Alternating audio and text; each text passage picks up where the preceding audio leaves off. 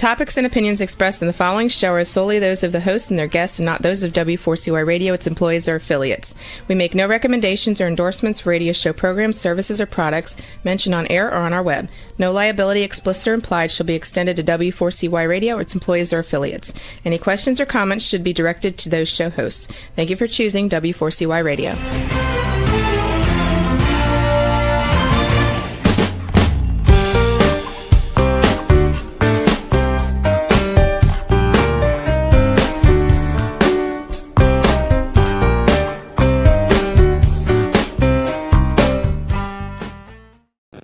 Hello and welcome to the Connected Table Live. We're your hosts, Melanie Young and David Ransom, your insatiably curious culinary couple. We're broadcasting live from our beautiful chosen home city of New Orleans, Louisiana, where it is a gorgeous April spring day. Anyone who wants to come visit should be here now. We are so proud to live in New Orleans. One of the really amazing things we love about this city is that it is home to many multi-generational family-run businesses that have roots that started often in Europe, but also in Asia and South America and the Caribbean. Many of these businesses were indeed started by immigrants who moved to New Orleans in the 1800s and 1900s.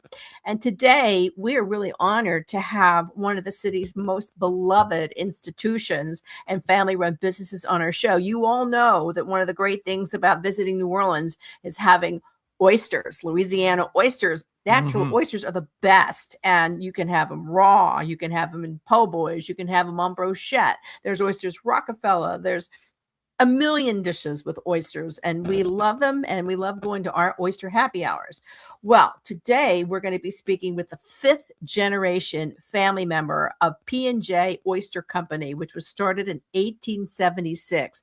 It is not only Louisiana's oldest oyster business, but it's also the nation's. So we're talking history today. And joining us is Sal Sunseri, who is a family member representing the fifth generation. He has been running it with brother Al, Sal and Al, and their sons, Blake and Dominic, sixth generation, are primed to take over. So we are so happy to say welcome to Sal Sunseri, and we're going to celebrate 150 years of P J Oyster Company today on the Connected Table. Welcome. Hello, hello. How are y'all doing? We're doing great. Good to see you. Nice to see you here. Yeah. I'm so glad you're in New Orleans and experience this beautiful festival weather that the Lord brought to us today. It's wonderful.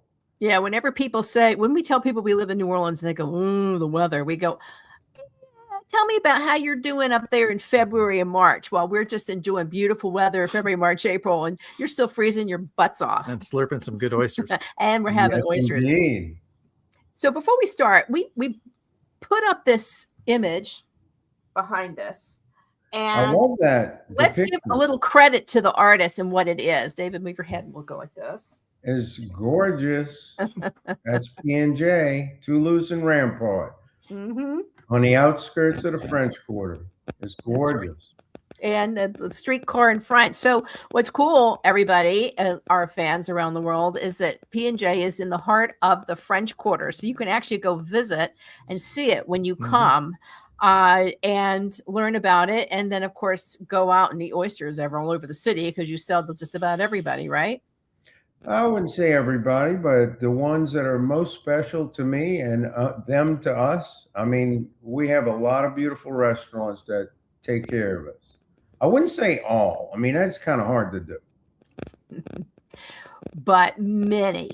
So let's talk about the history of P&J. We said that the family, the company was started in 1876. It's 150 years old, but it actually is two families from two countries that had two different businesses that were united in union. So let's talk about the two families and how they came together and how P&J became P&J. Certainly. It was Austria, of course, which is Yugoslavia and Croatia. So the Austrian side of the family and the Sicilian side of the family who started it is Antonio Popic and Giuseppe Jurisic. Antonio Popich and Giuseppe Jurisic. And yes, that's where it all started. We had family from Ustica also, from the Sunseri side of the family. And what happened was during that time, Palermo was the export city for all the citrus and the lemons. And we became very predominant in the United States with our products. So twice a 2, 3, 4 times a year, they'd ship not only the product, but all of the people that wanted to move to the United States. So that's kind of how it all started. And a lot of the Sicilians went to New Orleans and the French market. And so a lot of people had worked there and sold their wares and sold their products in the French market. So sure enough, they ended up they were fishermen also. So they had a combination of all sorts of different abilities, and 2 of them got into the oyster business. So they started back in 1876. They had opened up different spots in the French Quarter, and we landed at Toulouse and Rampart, by the way, in 1921. So that's 105 years ago. And let me tell you a little bit about how the Sunseri side of the family got into the Jurisic side. So sure enough, my grandmother's oldest sister, 30-year difference, ended up marrying the Federico side of the family, married the Jurisics, the Jurisic family, into the Jurisic family. And so anyway, Papa Sunseri wanted Elvira's hand in marriage, right? So sure enough, he had to get a second job because Papa Federico said, you better get another job. She has rich taste. So sure enough, he ends up working with P J Oyster Company because he was the master in sales with the produce and shipping all over the country. And you train it all over the country. So he goes to the future cousins and says, hey, I'd like to get a part-time job. I'm doing the produce. And they said, this is a wonderful idea because we want to expand. And this was the way to do it. So my grandfather, Alfred Sunseri, ends up getting the permission from, Papa Federico. And so that's how the Sunseri side of this family started in the business. So we strategically moved to Toulouse and Rampart, your backdrop, by the way. We didn't have the streetcars right then and there, but in 1921, I can't remember. Because I wasn't there back then. So we started there at Toulouse and Rampart because the Basin Street Canal came up to Basin Street. And so we would draw oysters from the east side of the river, and they would come right there to the banks of that spot. And then we'd also draw from the French market for the west side of the river for all the oysters that came through there. So we would process up to 80,000 oysters a day and ship them throughout the country. And it was on railway. Southern Railway was right there also. So it was very convenient to be able to grow and expand. And that's how we kind of started right there at that location. It's amazing. And, for everybody, it really does look like it's stuck in history. I mean, the French Quarter is just an amazing historic neighborhood anyway. And you go there and it really, from the exterior, looks the same. So the business has really withstood the test of time. I mean, 2 world wars. Yes. Economic depressions, catastrophic hurricanes, including Katrina and Ida, and environmental disasters, including the BP oil spill, which I think was 2010. How did your family handle all that and persevere? Well, it kind of builds character in each and every generation. And I guess you just persevere. And I definitely have been through a lot of it myself too. And you just keep going. I mean, people want to eat, right? Yeah. Back in the day, oysters were actually cheaper than chicken, and it was a commodity that people wanted, and it was so good. And so through these challenges, you just keep going. I mean, wars, I wasn't around for any of the wars uh, per se, but um, we each and every turn, like BP, it was a disaster, certainly. We draw from other areas. We draw product whenever need be. Because it's a vast production throughout the Gulf and also throughout the country. If we need to, we definitely go to our other Gulf states first. And then if need be, you go to the East and West Coast. So you stick around, you make sure you provide all your wonderful customers and restaurants with product. And so that's how we do it. We just keep going. Storms, Katrina was direct effect on me and my family, and a lot of people went through a lot. But, we were shucking October 29th after the August 5th Katrina catastrophe. So I was shucking behind the bar at Bourbon House, Dickie Brennan and the family. Well, I was behind there shucking oysters to make sure, because we didn't have oyster shuckers. Yeah. So we did what we had to do, and we kept going. We just kept going. Well, let's talk about the history of the Louisiana oyster. I think there's a lot of, and also dispel myths and misconceptions, because a lot of people just say Gulf Coast oysters, but we sat with you. We went down there yesterday to P&J because we love to get to know our guests. And there was a massive map of the different estuaries and growing areas. How many zones are there? And let's talk about how this cultivation is carefully regulated and where, how you source. Well, let's start with the quantity of bays and bayous and tributaries. And there are 28 designated spots throughout the southern region of Louisiana. And that's a Department of Wildlife that stipulates all these lines and these oyster beds and leases. And so we have different names, and all those different bays and bayous and tributaries have these wonderful names. So we have the opportunity to, as you sell those, you point out the origin. And I love off-bottom culture oysters. I think they're amazing. And it's a wonderful marketing idea to be able to come up with the different names. And it's all fantastic.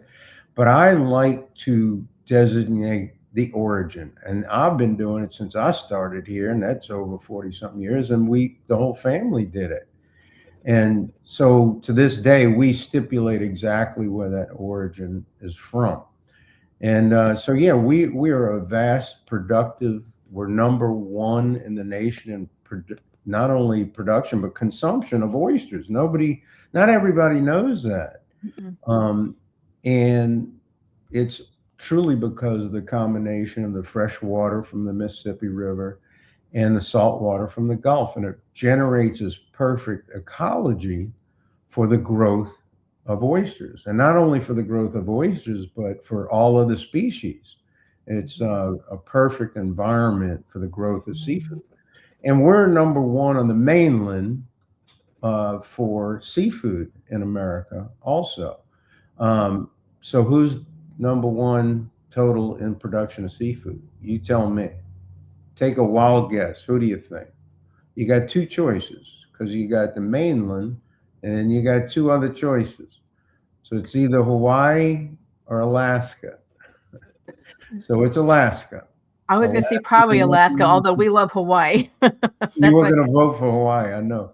Well, we love going out there and having all their seafood. Yeah, we love going out there to eat their seafood. But there's a lot more fishing industry up in Alaska. It's a bigger industry. Yeah. And I would think that, it's interesting, Sal, because we've been to the Pacific Northwest a lot, and they have some great oysters and seafood up there. Sure. I didn't realize that Louisiana is bigger in terms of production and consumption than the Pacific Northwest, which I thought would have been bigger. Yeah. Wow.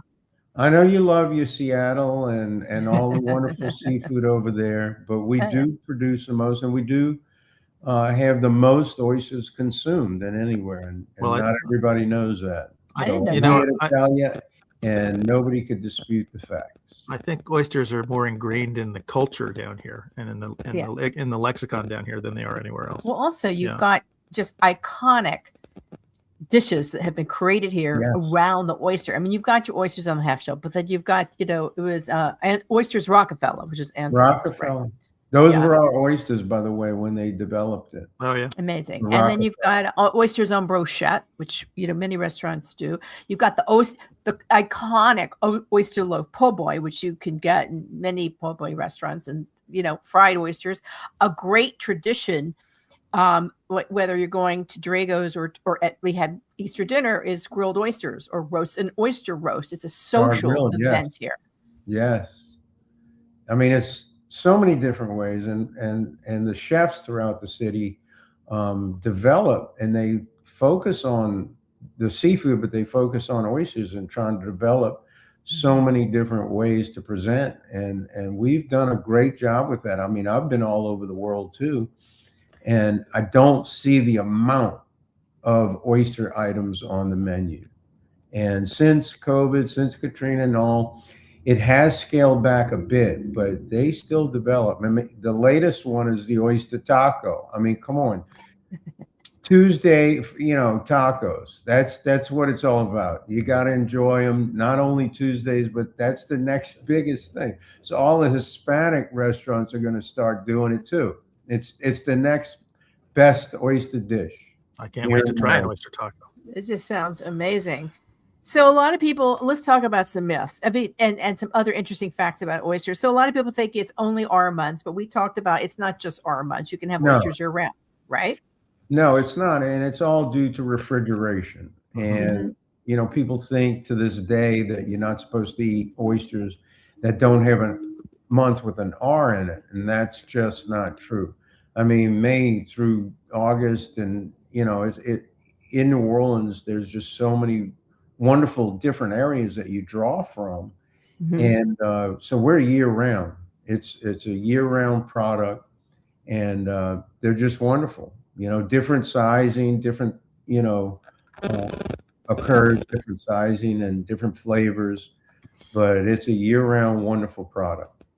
So you said earlier that at one point there was more oyster consumption than chicken consumption. Well, yes, and it was due to price, and it was cheaper, and it was just the way to go, and it was such a wonderful protein, and that's exactly true. It's interesting because Melanie, you and I have traveled around a lot of the East Coast. We've done a lot of oyster and gone to a lot of the regions that produce oysters, and I see when we were in, say, South Carolina, or when we were in Apalachicola, you see these ancient mounds of oyster shells just sitting there, and that's from that history of mass consumption of oysters. Well, also in New York in like the 1700s, 1800s, oysters were currency, and oyster shells were currency. They had, it was this plentiful up in the waterways up there. So oysters were always more. Now, that would be nice to be able to use my oyster shells as currency. I'd love that. Be great. That'd be great. We'd all like that. And we were doing a little. It's the new Bitcoin. Yeah, exactly. Wouldn't that be great? Wouldn't that be great? We were doing a little reading, and oysters have some great nutritional qualities as well. I knew about the zinc and the magnesium, but David also saw calcium and what else? All the vitamins. Vitamins A and D, ascorbic acid. So I mean, one bite of raw oyster has more nutritional value than most any other food. So I always tell people, I'm 95 years old, and it's because of the oyster. My mom used to, feed me oyster juice out of a bottle. So it's in my blood, and I eat oysters every day. And I'm not 95. My wife would kill me if I said that online. Well, we had them for breakfast with you yesterday, and they were delicious. And you told us the proper way to slurp a raw oyster, which I now learned I've been doing wrong for many years. And I'm here for you. This is the method that you said you also taught Martha Stewart how to. So kind of describe it. when she Yeah, was visiting? well, sure enough, she came over. She asked us if we wanted to be on her show. This is way back, in time before her little issues here and there. But sure enough, she came over, and she had never shucked an oyster, by the way, ever. And I respect the heck out of her. And she shucked an entire big sack, 100-pound sack of oysters. Wow. And I was next to her. And we started talking about oysters and eating them and different things. And I said, well, there's a certain true way that you're supposed to eat oysters so you don't get shell all over your mouth. So all it is, you pucker up, go down on it, and slurp it up. So it sounds a little unique the way I presented it at the time, but she chuckled. She loved it. And it truly is the way to do it, because you don't want to put your mouth on the shell and get shell all over you. Mm-hmm. So anyway, that's how I taught her. It's you taught us how to do that yesterday, and I'm a convert. Let's put it that way. Yeah, you're a believer way to do it. Yeah. It's the way to go. Well, I know you make your own homemade sauce. What do you asked me for the recipe, and you can't ask me again today just because it's your secret recipe. I'm just saying I can't do it. Do you recommend some people like me like a nude, nothing, but a lot of people like to have tartar sauce, or no, not tartar sauce, the red sauce and cocktail sauce, and or mignonette or whatnot. Yeah. Well, that's, and then the thick red sauce. So cocktail sauce. Yeah. What do you think? Well, first, I like them natural. I want the oyster in its natural state, and to enjoy the fruits of the water and the flavors of the water. So that's number one. So if I'm eating raw, if I do want a little of my cocktail sauce, I'll put a little dab on it, and that's it, and eat it from there for raw, of course. And so, yeah, it's a beautiful option. And for my sauce, all I got to say is there's 14 ingredients in cocktail sauce. And you can't sell it because you wouldn't make any money. You can't buy it in stores. Good. You can't, because it would be too expensive to put out there. So, but maybe one day we'll figure something out. Well, you're doing okay with oysters. Now let's talk about the oysters again, because sometimes when I say, we're going to have Louisiana oysters, and they call them Gulf Coast. Some people say, I always say Louisiana. Some people go, oh, they're too big for me. I like smaller. What is your comment to that? Because we've had different sizes. How would you distinguish this oyster from, say, another oyster from another area? The key is that, there's different sizes of oysters, especially right now. They're plump and wonderful and amazing. And those are mainly the ones we cook with. So, and you also have frozen oysters. Different areas of the world really love our big oysters. So we freeze them and ship them that way, half shell. And they love that. But there's small oysters right now too, here in Louisiana. So it's not like every time you come to New Orleans, you're going to have these big oysters. It's just not the case. So, that's true, Melanie, because we've been out a few times in the last couple of weeks to have oysters, and they've been at different restaurants, and we've gotten different sizes in each place. Yeah. And we've asked, what zone do they come from? And, we always love asking where these oysters coming from. And they always actually come up with the answer, these are from zone 7, or these are from zone 6 or zone 17. And, I think they all have a different quality that they bring to the oyster, all those different regions. And maybe that's why the sizes are different. We'll ask Sal. Well, it all depends on the water. It depends on how the oyster's eaten. It depends on, the tide movement. It depends on the rainfall. It depends on the salinity. It just depends on Mother Nature and it dictating how that oyster is going to be. So it's been dry. It's been dry here, and we've been in the dry. And cold. Yeah, and I know the crawfish have had a tough time. It's crawfish season. How have the oysters been handling the weather conditions this winter? Well, we could use some water. we've had a great couple of rains over the past few days, and that's helped a little bit. But you know, the snowfall and the snow melt. Hopefully, there was enough of snow this year that will generate a higher river. Not too high. You want a certain balance. Right. You want that snow melt to be a part of getting into the bays and tributaries throughout southern So Louisiana. you're talking about the snow melt from the Midwest. And Yes, yes. Yeah, we even though don't we have had a a whole lot of snow snow last here. year, We're we did talking have a about snow the last river, year. the Mississippi River, and it being able to help, you know, provide the fresh water to balance out that perfect environment for the oyster. But we'll get through. I mean, it's been an issue. I mean, we've had some low tides and even for boats to get around. But we're doing fine. We're gonna make it happen, just like we always do. Yeah. I have a question. You know, oysters, they're farmed, obviously, and you start with a are they called spats, I believe? Yes, yes. A young And when- oysters is called a spat. You're very good. How'd you remember that? He's good at that. man. So Yeah. I did my research. So you actually, they're farmed. So you grow the oysters. What's the lifespan what's the cycle? How long does it take for an oyster to come to maturity? And how often can you regenerate new ones? Sure, sure. The planting, by the way, is generated through, it used to be a big part of our production was a state lease and the state leases. And those are considered wild oysters. And we'd actually use those small state-owned oysters and harvest them and move them to the individual beds that are leased by farmers. So that was what we used to do. We don't have that production anymore. 5% maybe are considered wild oysters from the state. But what we do is we use oyster shell. So after shucking, we cure the oysters and we end up putting them back out onto the beds.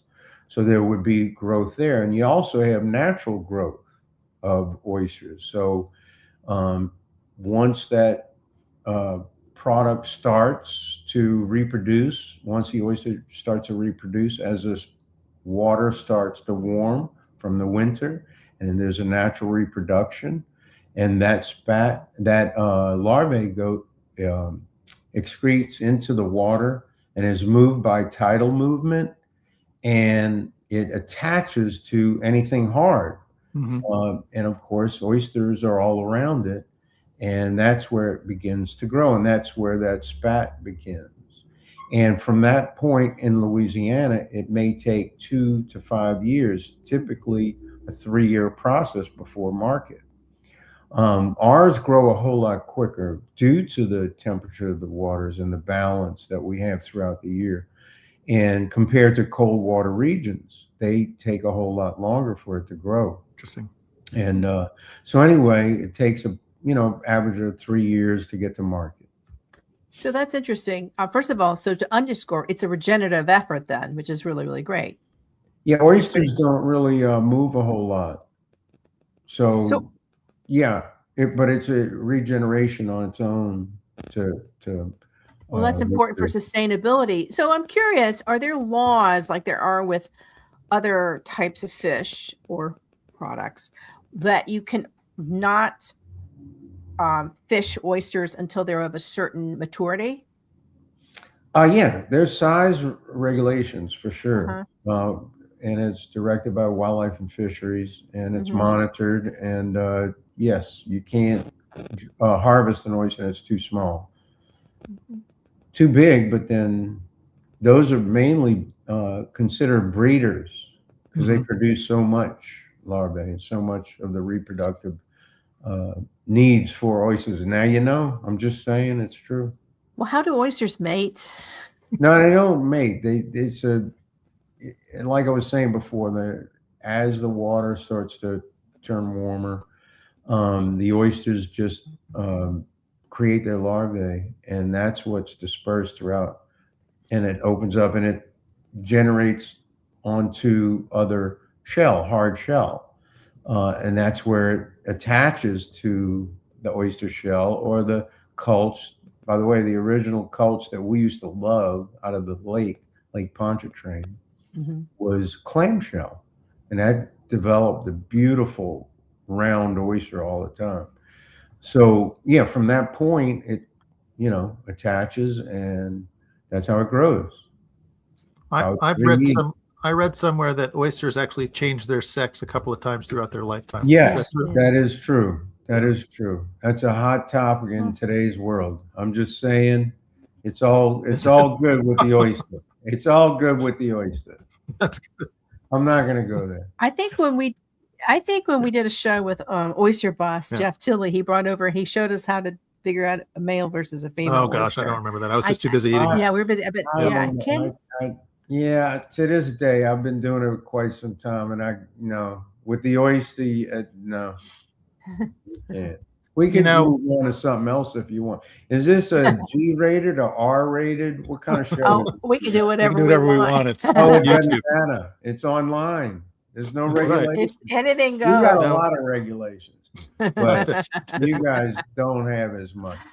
It's just very interesting because, we're always curious about the craziest things. And we are huge, we're huge oyster fans. So real quick, let me ask you a question. What does biggest mean? Well, on average, what is? No, you go ahead. You go ahead. Go ahead. I'll ask. Well, when you say the biggest, what are we talking about?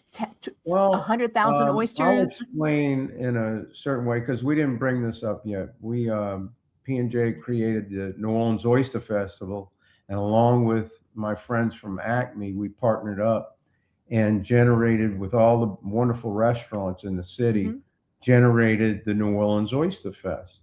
And we had 3 different events, 3 different unique contests. One was the biggest oyster. By the way, this was supposed to be done the year of 2006. So imagine that. That didn't happen. We had a bit of a problem the year before.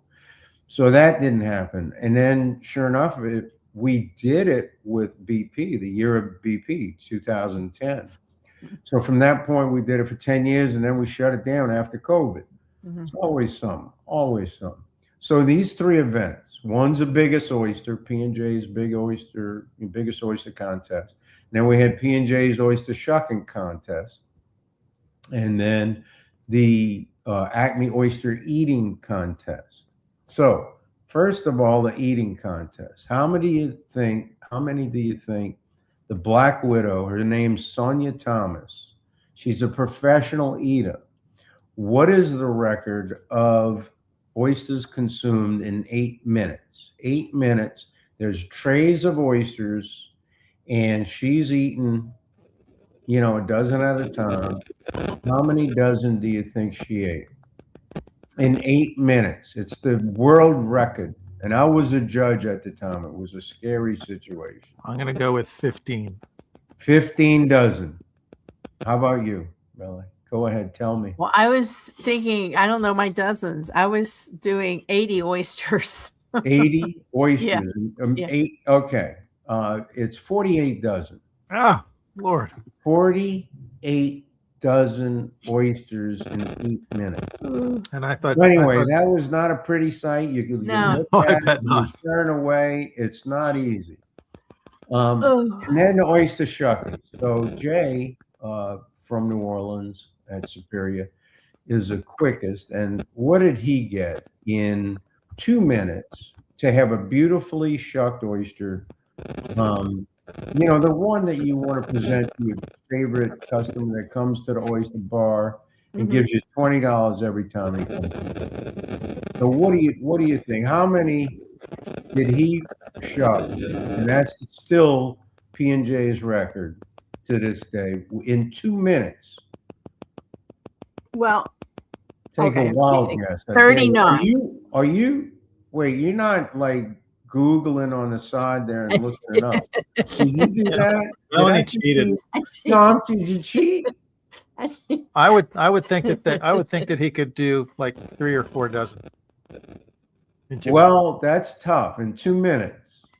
So it's 28 in 2 minutes to have a perfect oyster, both sides cut, the muscles cut on both sides, and a perfect presentation. So that's the second one.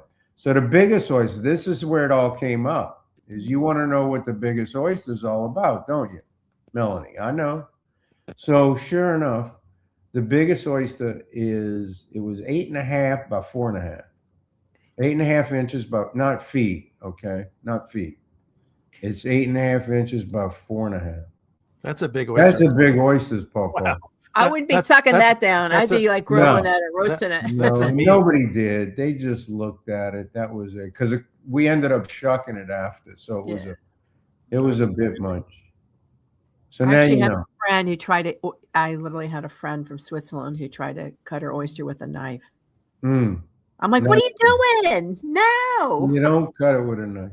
I'm like, all right, so wait, it's festival season. Let me ask you guys, you've been living here 2 years, right? Yeah. Your heart's been here the whole time because you used to live here before for a little bit. Yeah. Because of Tulane. I know all about it. I know the story.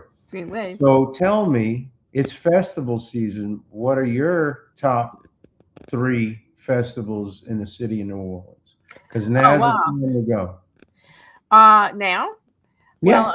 Well, this kind of timing, this whole timing. Well, I mean, a lot of it's music. So Jazz Fest, French Quarter Festival. I went to the New Orleans Book Festival. Food-wise, we tried to go to the Ponchatoula Strawberry Festival, but it was just too crowded. So we came back and just bought strawberries.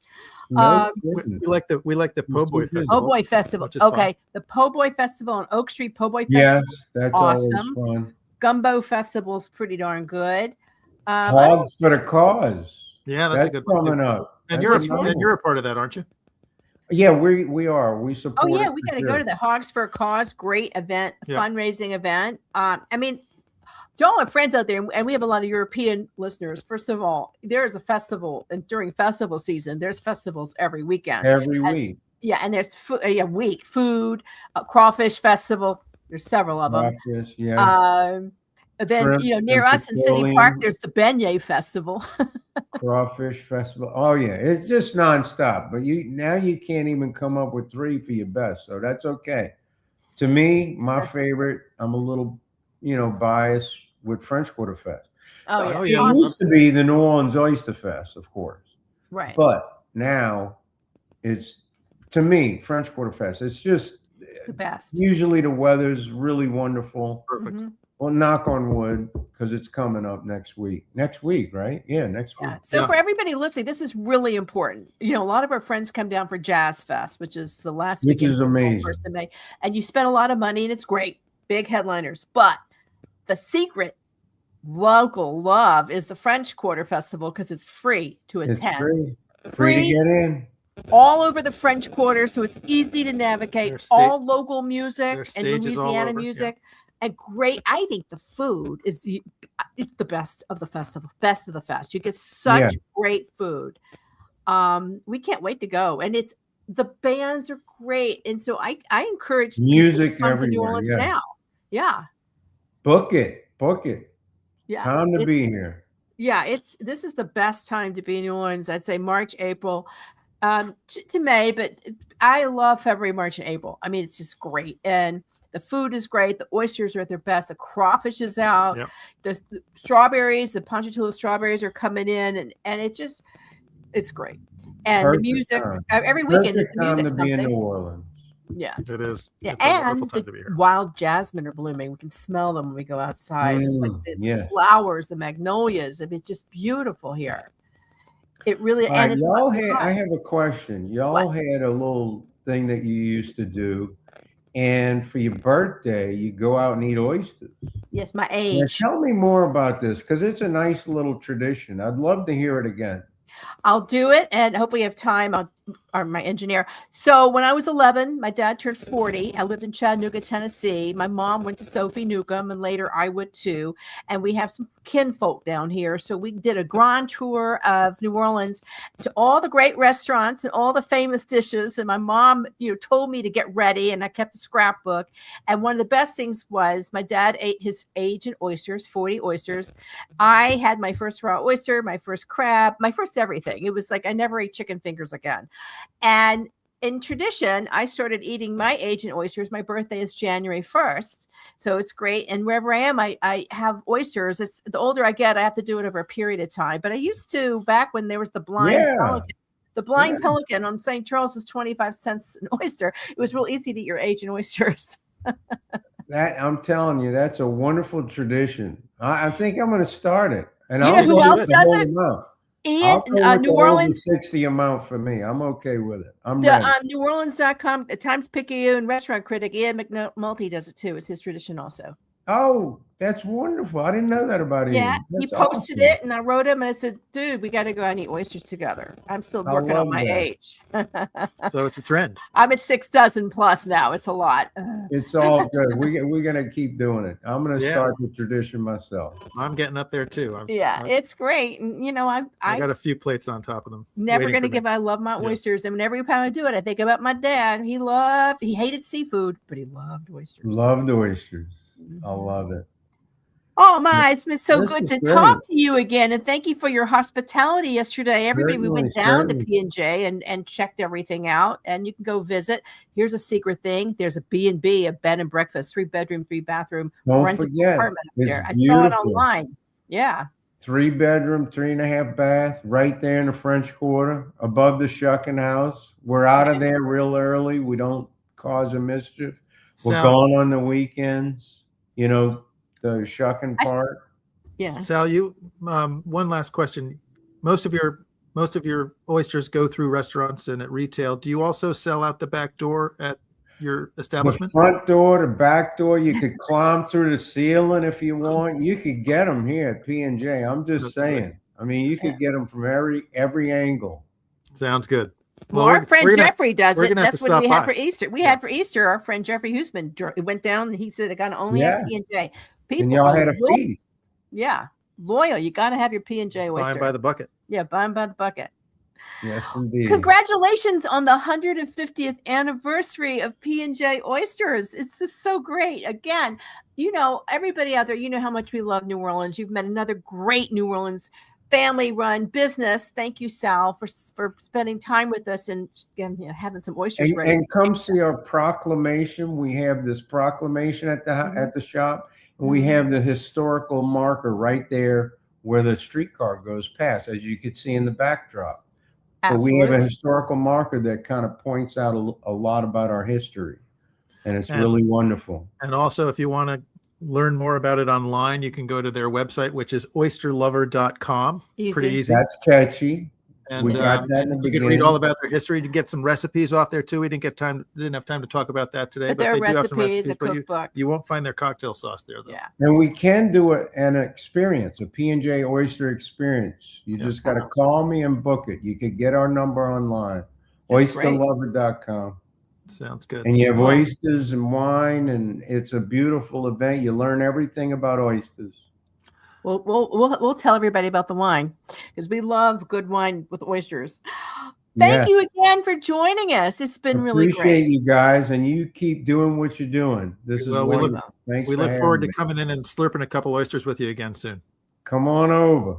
All right. And for all y'all listening and watching, come on down to New Orleans. We can't say that enough. We always love it when we go out. There's always somewhere to go and something to experience. And we want you to remember that's why we do the Connected Table, to share the stories of all the great people who run businesses around the country that inspire you to eat, drink, and be insatiably curious. Thank you. All right.